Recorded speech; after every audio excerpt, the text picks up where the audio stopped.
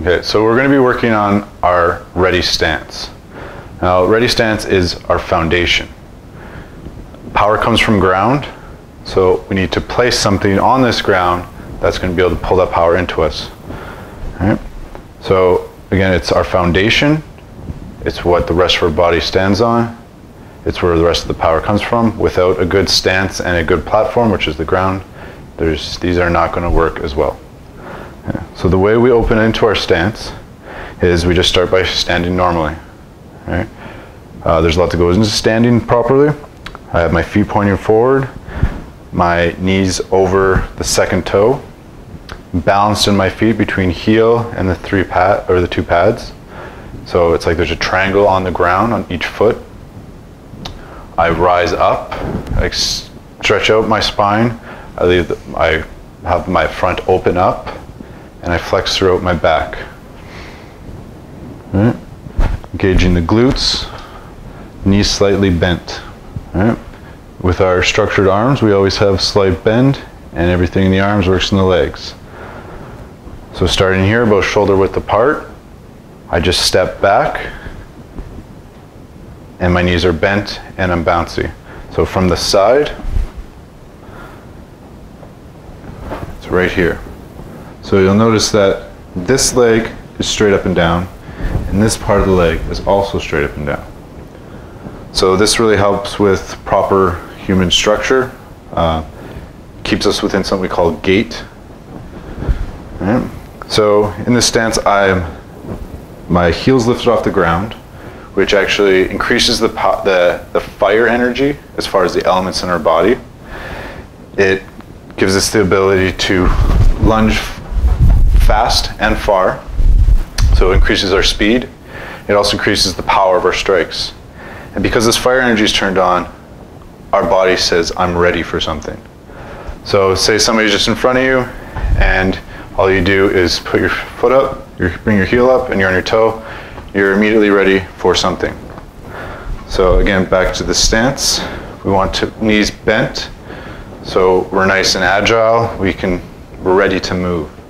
Right? Heel off the ground, knees bent. If I ever push, glutes engage. Right? My upper body, it's nice and pulled up, nice structure or nice posture.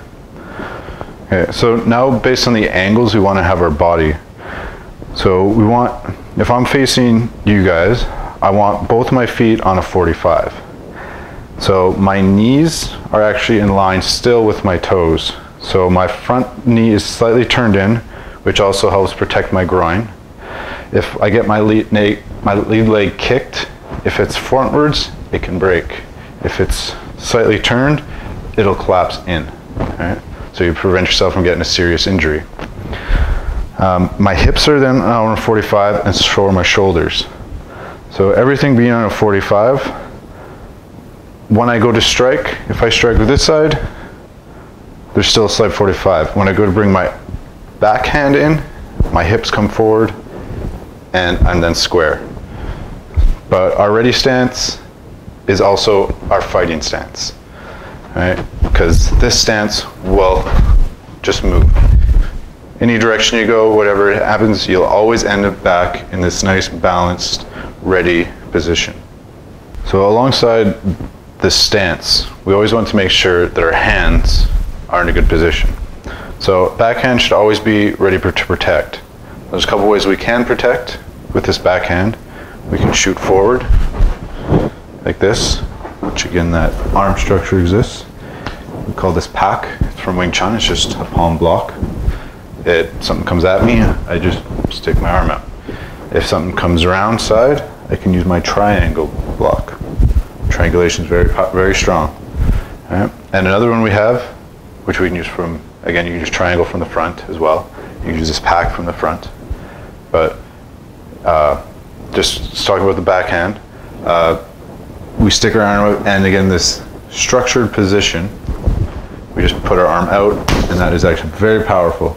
It can take quite a bit. You can feel what it is when someone actually hauls off and hits, and you just, right? So backhand's always protecting. Front hand can be down, or it can be up, right? Some people like to curl the shoulder in. It's a great boxing trick.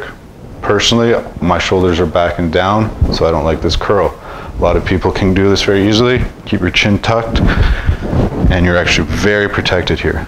All right? Nice strong stance, nice and balanced. Shoulder protecting your chin. Chin is a sweet spot to get hit. All right, so hand protecting, front hand ready for whatever. If you want it up here, that's up to you. So also there's weight transfer. There's different systems that call for different weight distributions. When I'm here, I'm basically 50-50. When I push, it's 70-30. When I push back, 70-30. So whatever leg you're pushing from becomes your weighted leg. When I'm just standing here, I'm rocking back and forth. It's basically 50-50. Now, the final thing here, when I said before, power comes from ground. Power also returns to ground.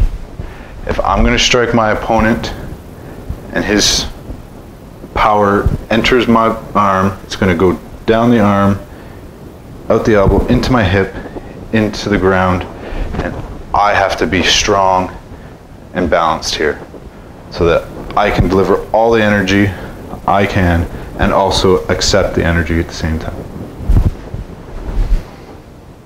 Another aspect about stance that I like to focus on is generally the width of your stance. When we look at Wing Chun, we use a perfect line, put our heel and heel on the line, and then we're here. So we practice within here. In a real fight of using Wing Chun, I don't think I could do that. I really don't. I'd probably be a little bit more like this. But within our boxing footwork, we play from about here to there. Right? I find for me that the closer I am together, the better I can do kicks. The wider I am, the more aggressive and stable I feel for my hands. Also, there's a little trick where you can actually step backwards but actually reach further forwards. And what's happening when this has been shown to me, at first it blew my mind, so I'm like, how is that even possible? And then you just look at it for what it really is, and it's actually quite simple. So when I'm standing like this, my back hip is just a little bit farther back. If I step back into the side, my hip is actually now more forward. Right? So it's like I'm stepping back, but my body actually moves forward because now my reach is just that much closer. So when you open your stance a bit more, your groin is more susceptible to get hit, but your hips are there, so that unifying and just pulling in and just hitting. So you got a little bit more reach, which your opponent will probably be deceived by how close you are, because you're not actually, your feet aren't any closer. I haven't stepped closer, but I can actually reach further. So if I'm just like this, and that's my furthest reach, if you can see it, if there's something behind me that can align it, and then I just bring this forward a bit, I haven't stepped forward, but my reach is another couple inches. So that just gives you a little tactic that, you know, you can trick your opponent, you can be dancing around, you can strike, and then you just step off to the side a bit, and you can actually then hit them, where at first you couldn't. So it gives you a free shot, and once you get one in, you got to keep going. So just keep moving in. So again, just add a part about the stance is your general width.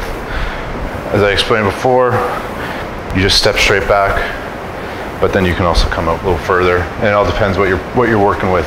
So always be aware of your footwork when you're doing practice, even if it's like a wrist grab or it's a throw. Understand what your feet are doing to deliver the most amount of power for whatever technique you're trying to deliver.